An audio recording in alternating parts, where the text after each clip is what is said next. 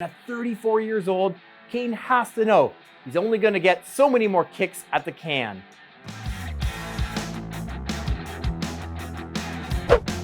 Today on the Sportsnet Power Rankings, we are talking trade.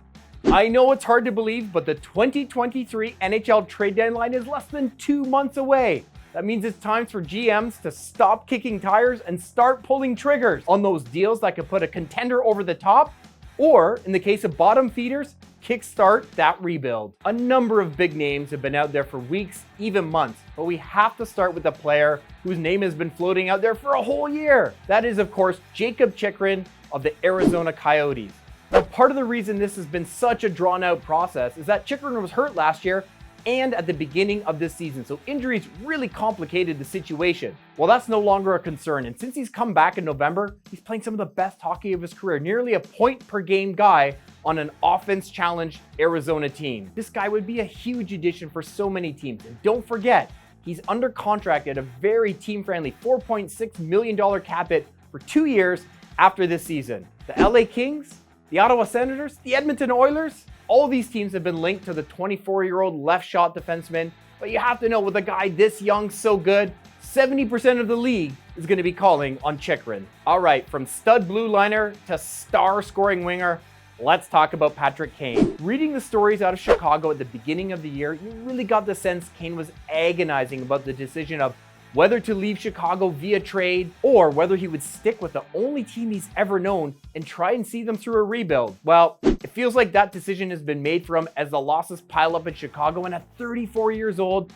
Kane has to know he's only going to get so many more kicks at the can. We all know the resume. 3 Stanley Cups, a Hart Trophy, a Conn Smythe Trophy. We just don't see guys like this come on the market very much. In fact, if Kane is dealt, it'll be the first time a guy with multiple championships and a Hart Trophy to his credit has been moved since the Philadelphia Flyers traded Peter Forsberg to the Nashville Predators way back in 2007. Kane might not be having the best year, but let's be real, he's playing on a really bad team right now. How much can you really expect from him given his surroundings? Just imagine adding Kane's talent and big game pedigree to one of your top 2 lines. You have to know the Boston Bruins, the New York Rangers, the Carolina Hurricanes, they're all going to come calling. And while you're on the phone with Chicago, why not at least ask about Kane's longtime running mate, Jonathan Toews? Not in the same stratosphere as Kane, but he's still got some game left. And like Kane, he's headed for free agency this summer. There's a couple of guys on the West Coast that none of us were really thinking about as trade bait before the season.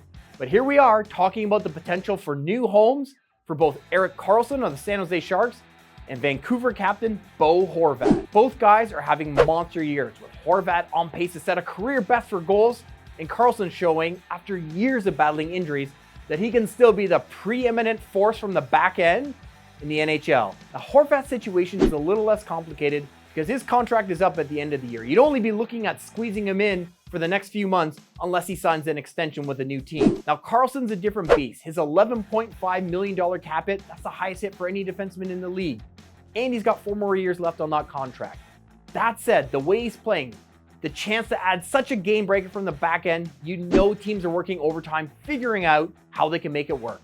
All right, we've thrown out some huge names, but what about a guy whose star has dimmed in the past couple years? I'm talking about Montreal center Sean Monahan, a guy who was already a salary dump in the summer so the Flames could sign Nazem Kadri. Now, Monahan, we all know, he's battled some serious injuries in the past couple years, and he's been dinged up a little bit this year, but nothing too serious. When he's been in the lineup, man, he's been great for Montreal, effective in all 3 zones of the ice. Don't think of Monahan as the 30-goal guy he once was.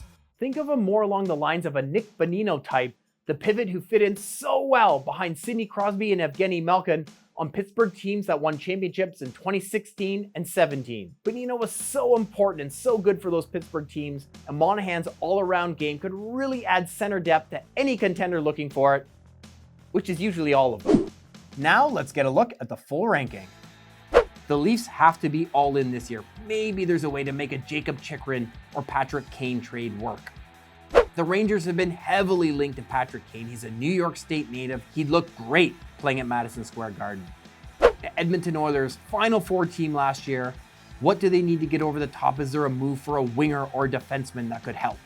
Boy, the sell-off in Chicago could be something. Kane, Toews, even a Max Domi. We will see how it plays out. Okay, we've teed up the trades. All that's left is for the GMs to pick up the phone and make this stuff happen. Get going, guys. We're looking forward to 8 weeks of fun trade activity. I'm Ryan Dixon. Come back soon for more Sportsnet Power Rankings.